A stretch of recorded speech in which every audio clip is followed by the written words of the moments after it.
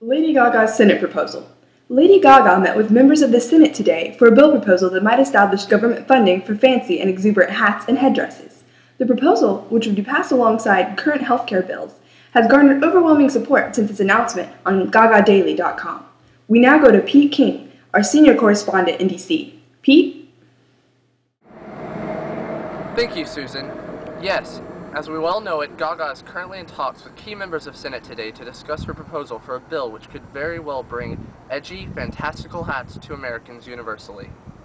She met with Kent Conrad today of the Senate Budget Committee early this morning to discuss this proposal, which according to GagaDaily.com would entail hats, masks, and fancy wigs for all. Hello, my friends!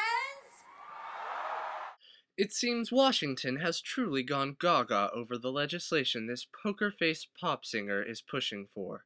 Across America, we see hats without homes, and homes without hats. It has become very clear that Lady Gaga has a larger plan for America than strength through music. But will this headcare proposal work? We went to the streets to find out. I think what Lady Gaga is doing is tremendous public service. I think it's a great idea.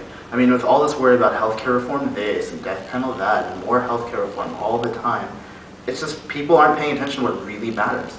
I mean, how do you expect Americans to live comfortably or even affordably when all we're doing is worrying about healthcare reform and all our national budget is being spent on healthcare reform? It's ridiculous.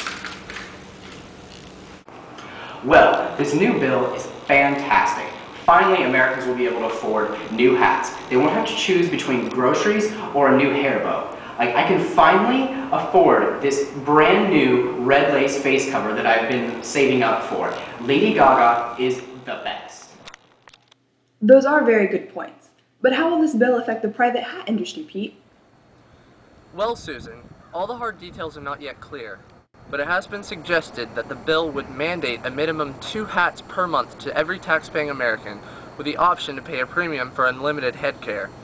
With such a plan, the hat-making industry would gain lots of momentum, but it is unclear as to whether the hat-making industry would be able to keep up with such a large and fast fluctuation. Thank you, Pete. The talks are reported to continue through Friday. Gaga's new music video, Telephone, is set to premiere March 8th.